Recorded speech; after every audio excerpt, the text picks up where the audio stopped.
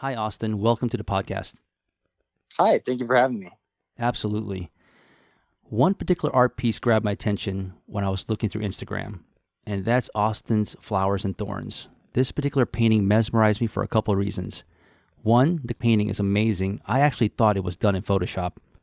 Two, Austin's paintings have this relationship between people and nature that I'm really interested in. And before we begin, Austin, where can we see your work? So my website is austinhowlett.com. Pretty simple. And then my Instagram is austin.howlett_art. And yeah, everything else is Austin Howlett art. So yeah. Great. I mentioned on my opening your art piece, Flowers and Thorns. Again, this is the one that actually grabbed my attention for many reasons. But please tell us how this idea and painting came to life. A lot of my work, am very interested in the theme of emotional vulnerability.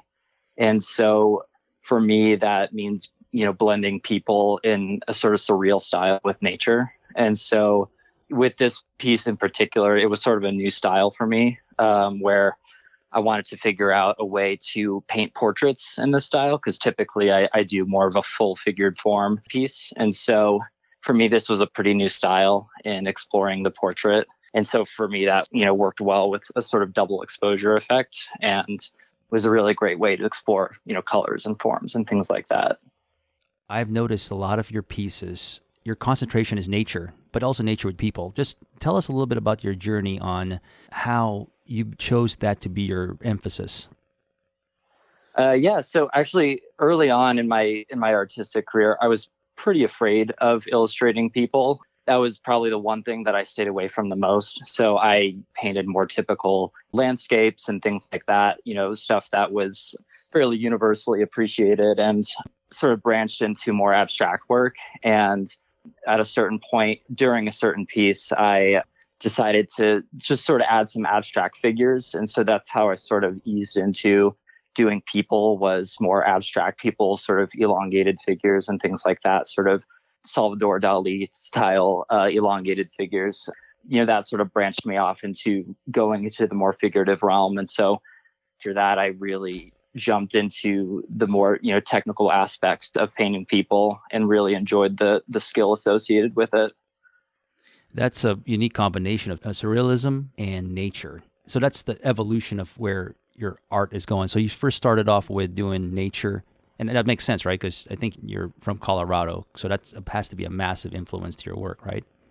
Yeah, I actually grew up in Hawaii, even more so. I feel very lucky to have grown up in Hawaii and then moved to Colorado for college and, life afterwards. So two extremely beautiful places that you can't help but be inspired by everything that surrounds you here. One particular piece that really, I will just tell you, is my favorite is Walking Giants. For those who are listening to this, I would drop by Austin's website and take a look at that piece. That's my favorite piece.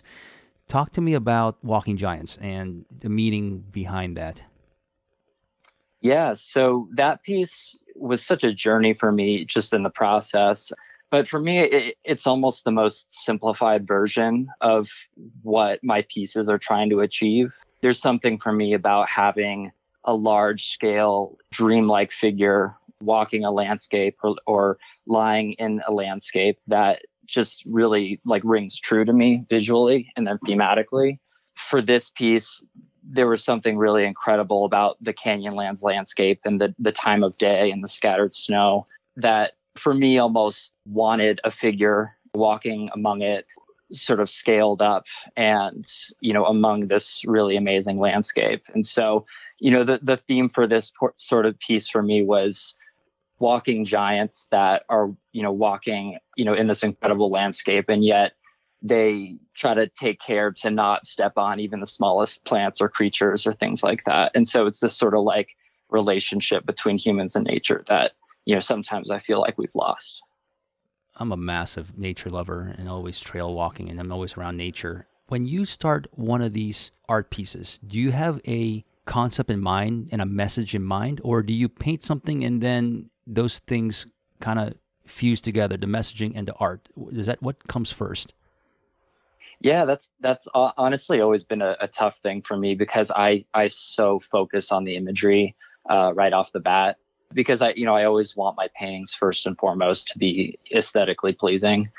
But yeah, so it's sort of come to a point where, I will render my pieces in Photoshop. I'll take imagery that I've photographed and people that I've photographed and put them together in Photoshop and work on, you know, and so sort of themes will come out initially, but I typically don't write anything down right off the bat. I'll sort of have those themes in mind, and, depending on how the process goes and if I discover anything new about myself or about the subject in the painting during the process, that could also influence the meaning of it. But yeah, I've definitely heard of artists that will have very specific themes that they want to tackle in a piece before they even start it. But I feel like I'm sort of the opposite. I feel like I let the process sort of influence the meaning as well. Let's dive into that process. And you mentioned something there that's really interesting. I love how modern day artists, and not all of them, but some of them, just really merge technology with traditional art. You've mentioned Photoshop. Tell us a little bit how Photoshop plays a part of your process. Right after college, I decided that the only sort of applicable way to use my art major was go into graphic design. And so I sort of taught myself Photoshop through YouTube videos and anything on the internet, basically. And so that's really honestly helped me in my process. Sort of early on in my painting days, I either did landscape work or abstract paintings. And so I didn't really need Photoshop references or things like that. But the more detailed I wanted my work to be and the more realistic I wanted it to be, Photoshop and having photo references has really helped the process and helped it go smoothly. And so, yeah, so it's really vital to my work and really helps me figure out ideas and sort of play around with different concepts and visuals. When you're designing in Photoshop, do you actually have it rendered completely on how it looks like digitally before you transfer it to Canvas, or it's just a rough idea? Honestly, it'll usually be pretty close to what I want the final product to look like. Sometimes I'll take creative liberties, but I'm fairly detail oriented and fairly controlling in my process, and so I really want my reference image to look exactly how the final product will look. And so that helps me so that I'm not having to, make too many other decisions during the process. I can really focus on how my reference looks and then how my painting is replicating it. Could you just talk us about how you became an artist? How did you find your way to becoming an artist? Yeah, so honestly, I think it's something that's always been with me. Early on in childhood, me and my older sister were very, very artistically interested right off the bat. And it also really helped that we both went to a Waldorf school. I'm not sure if you have heard of that, but I haven't. yeah. So it's a type of schooling that works for some children and works a little bit less for others. But our school in particular had a big focus on art and drawing and painting, and we were sort of writing and creating our own textbooks and things like that. And so painting and drawing was part of our everyday life and part of our education for, first grade through eighth grade. And so that in combination with living in Maui in a very beautiful place like that, it was almost inevitable for me to really take hold and really get into art. And so that was sort of enhanced in high school as well. I really enjoyed taking art classes, and it was always something that just seemed like a part of my identity, in addition to athletics and things like that. And so when I got to college, I was open to exploring other majors, but I really was excited and interested to learn more about art and take art history classes and learn more about the process.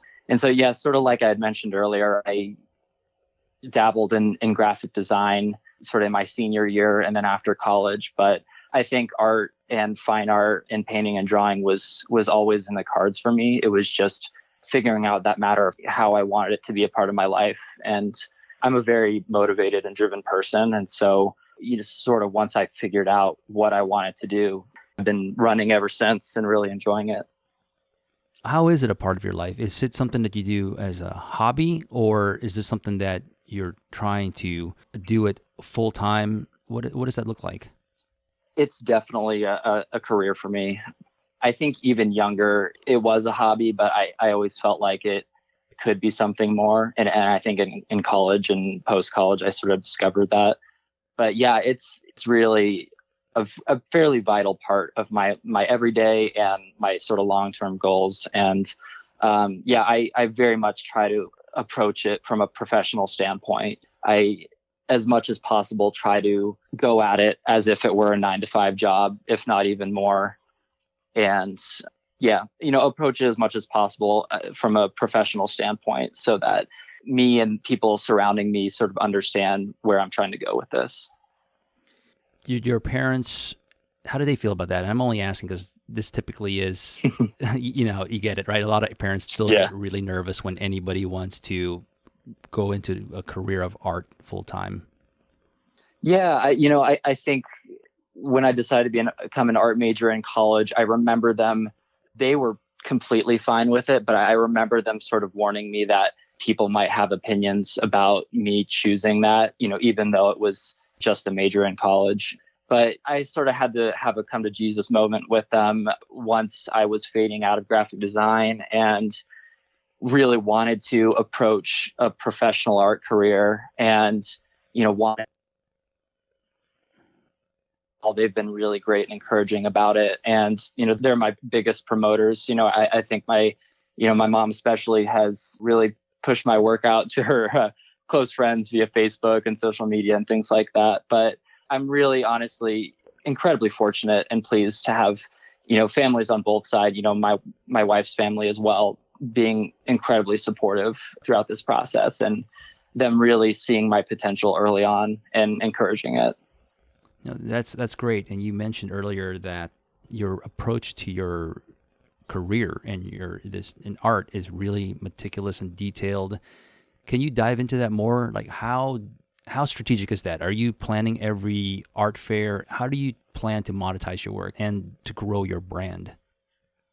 Honestly, it's a good question. And I feel like you know, it's so ingrained in me to when if I'm on social media, I'm looking at what other artists are doing. I'll see an artist who I uh, really think encapsulates what it means to be a contemporary artist, and I'll look at what choices they're making and see, how they're doing limited edition prints, how they're doing shows, how they're doing festivals, and what platforms they have their artwork on, whether it's YouTube or Instagram. And so I sort of try to replicate those things as best as possible and see what works for me personally.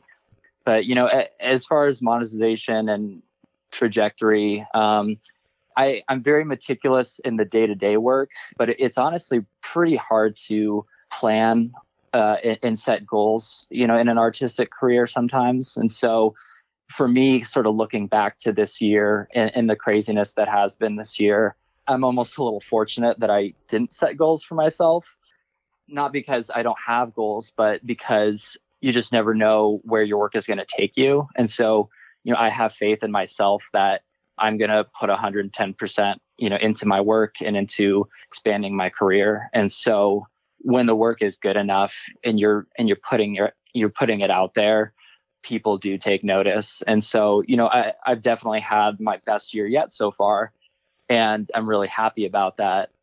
But it is hard to be, really specific about what you want because, several years ago, my biggest, motivation and intent was to get into a gallery. And, at the time, my work wasn't quite at that level. And so I sort of put that idea in the background and sort of thought, okay, eventually this might happen, but I need to focus on my work. And then this year, I'm really happy that I got into 2 gallery shows with a gallery in Denver that I, really appreciate and have really been admiring for years now. And so that just, happened because, they found me on Instagram and I had talked to the director a few times before at shows and things. And so, it can be really hard to predict what's happening. You can sort of plan all you want, but at the end of the day, if you're putting the work in, things will happen. Congratulations on teaming up with that gallery. And I think a lot of young artists will hear that. And that's a big goal of theirs is to have their work, featured in a gallery or it's in a wall in a gallery. Can you Mhm. dive into a little more about your relationship with that gallery? How did they find you? Did you talk to them prior to them even finding you? Like, how does that work? Yeah, it's the great mystery for all artists, I feel like.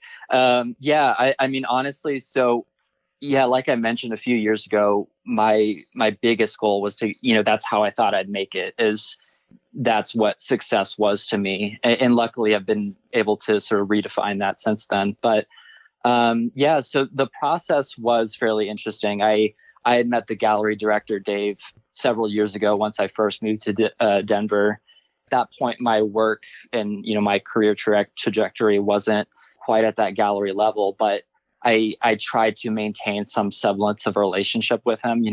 I'd go to every art show that this gallery put on and would always say hi to the gallery director and just introduce myself if I could, but and talk to other artists. And if artists were there in person, I would talk to them and get my name and face there. But if they weren't, I would put them on my Instagram story and tag them so that they were familiar with me. And so, I've gotten to a point where I'm familiar with, if not friends with, a lot of the artists that are in this gallery.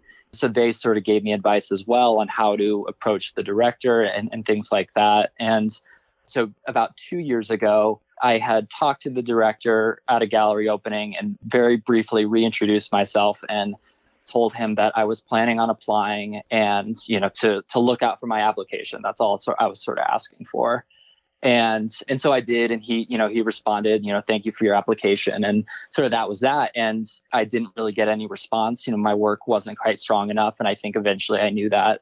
And then several months ago, just this year, he emailed me back, replied to that same email with my same application and said, wow, like your work has really improved over the past few years. I can really see you going somewhere. Like, let's get you in some shows. And so, that's sort of an example of being persistent, not being rude, but really being a presence at a gallery that you admire and introducing yourself and not trying to be too pushy. I was so excited when he himself followed me on Instagram and the gallery followed me, and I thought that was a good sign. And so, yeah, so it's an interesting sort of mixture of in-person, relationship, and then also sort of online presence and online relationship is sort of the best answer I can give at this point.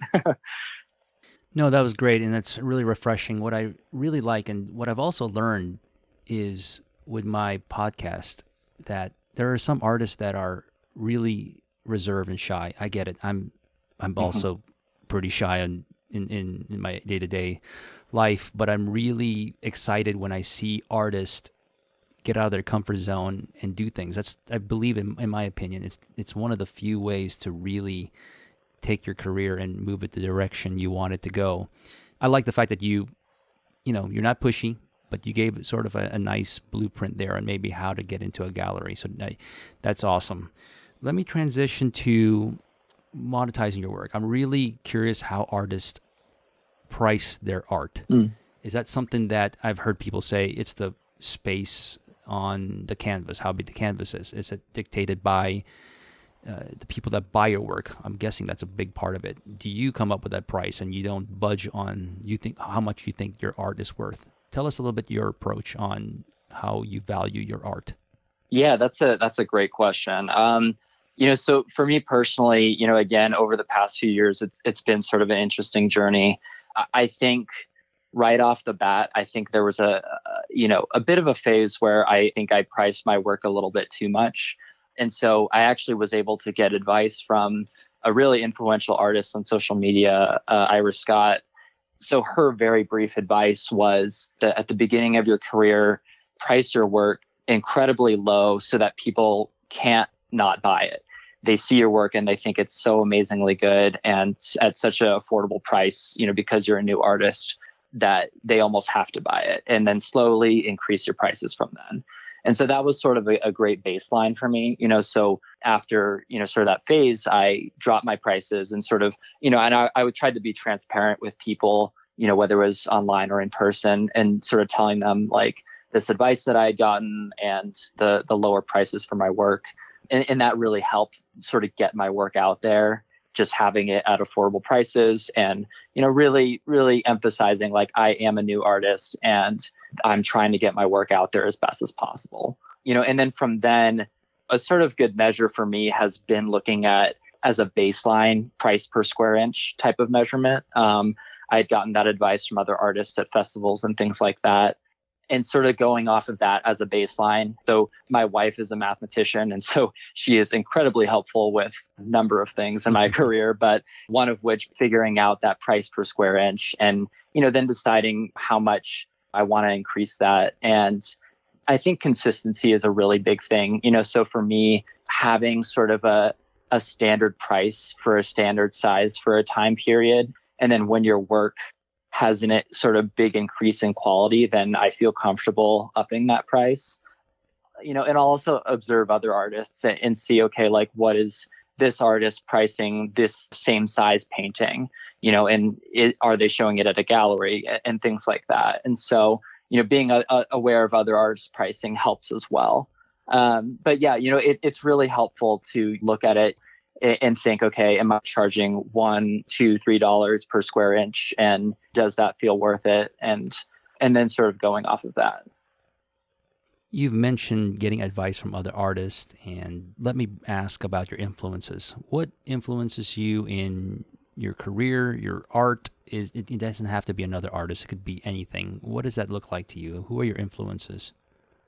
I mean, honestly, directly to my work, I would say people and landscapes. It seems sort of simple, but primarily I have so many incredible people in my life, whether it's family and friends.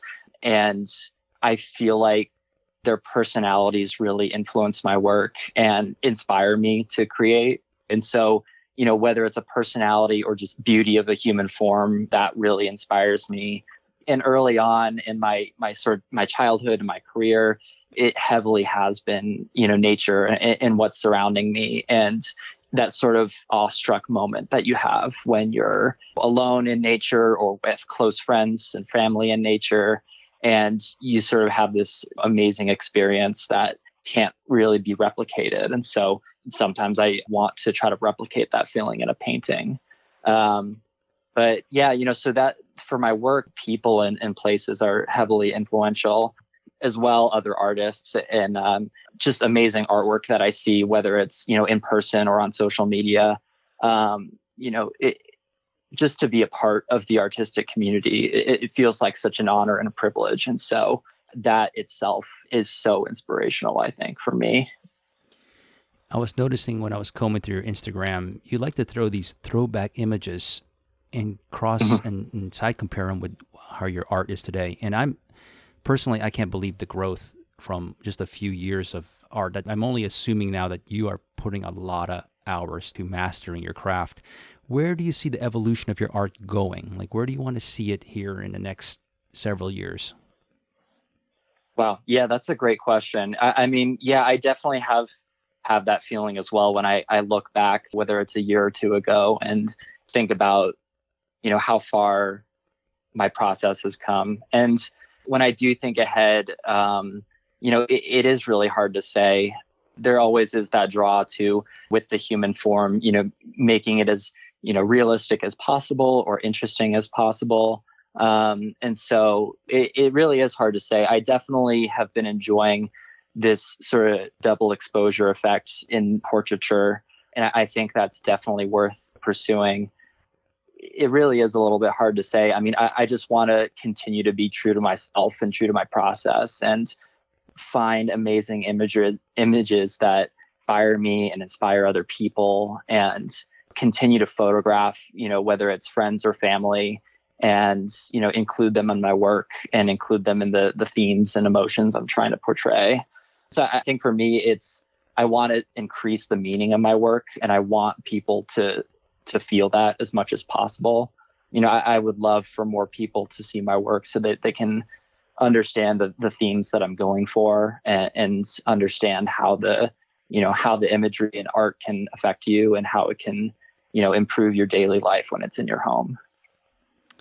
One of the things I picked up on when looking at your Instagram is your positivity and energy. You're smiling, you're with the community, you're with people. Talk to me about how conscious are you of your brand, especially in social media? Is that something that is strategic, or you just, how does that look like to you when you're, in your social media pages?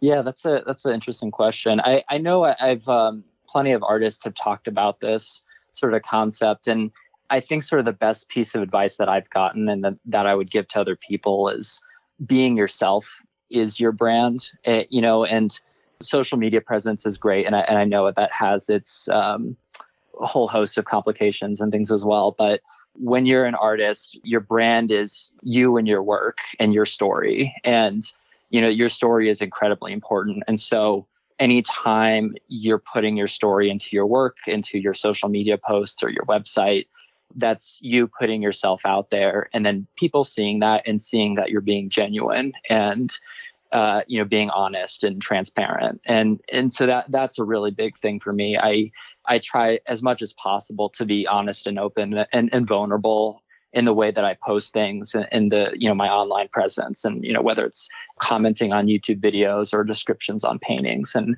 I think people do really respond to that in sort of a world where, right now, like facts become opinions and disingenuousness is really rampant on the internet. It can be really fresh for people to see, a smiling face and a really genuine person that's trying to make their way in the world and trying to make an honest living out of their passion. No, and that's great. I didn't want for you to assume that I was saying that it was strategic, that how your page comes across. I think it's really authentic. I think that's really how you are. That's how not knowing you, that's what I take out of your pages. And I can hear this in your voice, how appreciative you are of the art scene and the art community. Could you dive into that a little bit about how you feel about being an artist and your fellow artist? Yeah, I mean, I'm definitely really appreciative to be a part of this community, as different as it can be from location to location and in different time periods of life. But early on, when I moved to Denver, all I was doing was going to art shows and introducing myself in person to any artists that I could find, and then sending follow-up emails to them or Instagram messages and things like that, just asking for advice. And so fortunate to have such genuine responses from so many artists that either are local or across the country. And that was really helpful for me early on. And so I always try to respond to any other artists that are looking to me for advice and send me a message on Instagram or send me an email. And I do my best to always, respond to those and give thoughtful answers. And I think the artistic community is one that can really build itself up and create this structure that helps each other. And I think some people like to say that the artistic industry is competitive, and I think that's true to a certain degree, but I think that's just a way of pinning people against each other. I think it's an incredible community where artists are humble and supportive and really kind and open to conversations and meeting new people. And so that it's a community that I feel very fortunate to be a part of. And what's amazing is with being on social media or being online, you can connect with artists that you would never meet in person. And so, I've not only been able to meet artists in person at shows, I've been able to meet other artists through social media and connect with them and see how supportive they can be and how supportive I can be and how we can sort of, collaborate if we need to. And it's a great thing. Absolutely. I mean, I believe in that synergy of helping each other, right? And it's a reason why I even wanted to do this podcast. Let me ask you, we're coming to the end here, a couple of questions, and that is success. Tell me what your definition of success is. Yeah, I mean, honestly, a definition of success is such a personal thing. I always try to be wary that I'm not letting other people define success for me, or that I'm not defining success for other people that I'm in relationship with. And so for me, it's a little hard to say. I mean, it can boil down to simple as I want to create artwork that hopefully people buy, and I want people to hear my message through my artwork in any way possible. There is a part of me that likes the prestige of being in galleries and having shows and things like that. If I'm lucky enough to have that come along, then that's also really exciting and really incredible. And that's just more opportunities to connect with people and have them understand my messages through my work. And I think it's also personal growth in synergy with artistic growth. And if I can continue to grow as a person and learn more through my artistic process and through my career, then that would be incredibly successful for me. And, if I'm able to find new relationships with people through my work and then also maintain my really close relationships with family and friends, throughout my career, like that is incredibly successful. And I couldn't ask for anything better. That's a great answer. I'd love to hear about your future plans. Future plans. So right now it's a bit of a tough thing with the pandemic and COVID and things like that. But in sort of the near future, I'm going to be in 2 shows with the Bend Gallery here in Denver. So that's I've been creating works for those shows pretty constantly at the moment. So it's been a mix of nervousness and excitement for me. But other than that, I do hope that I can sort of enter the gallery world if possible and see if that works for me personally and if it works for the work that I'm creating, and sort of then be able to make that decision. Yeah, it's for me it's really all about the work and expanding my clientele and expanding my social media platforms, really seeing what I can do with this and seeing how much I can push it and just exploring my work artistically and developing. Before we leave, you just said something there that got me to want to ask another question. Looks like you're preparing for a show in the future. How many pieces do you have to create? What does that day look like for you? I mean, planning that, and in the end, is that going to culminate into an event that is you and other artists? Is it just you? And maybe if you can just touch upon that a little bit before we leave. Oh yeah, sure. So the 2 shows that I'm doing with a band, they're group shows. So nothing like a solo show yet. So the first one is a holiday miniature show. All the paintings have to be under 80 square inches. So smaller than an 8x10 canvas. And then the second show is a contemporary figurative show. Anything having to do with the human figure. So I was also curious about how artists prepare for shows like that as well. And so the gallery director had sent me an email sort of template that had sort of the requirements for these paintings for the show. And, it had said, create brand new paintings that haven't been seen before. I kind of clarified with them, like, okay, so I can't post these on social media at all. So I'm sort of holding off on posting those at the moment. That's interesting. So they really want sort of the brand new sort of shock factor of having new paintings, or at least that's my impression so far for these group shows. So they sort of gave like the size requirements, and then they gave, how many pieces they wanted, between 2 and 5 or between 3 and 5 new paintings and things like that. So yeah, it's, they can be pretty specific, but and other than that, they have no limitations on what you're painting or how you're doing it. You really have that freedom there. So, yeah, it's definitely pretty interesting. I've always been curious about the relationship between gallery director and artist. And so, I'm excited to see if I can learn more and explore that more, I guess. No, thank you. That's very valuable information. I find that maybe other artists would really find that very, helpful.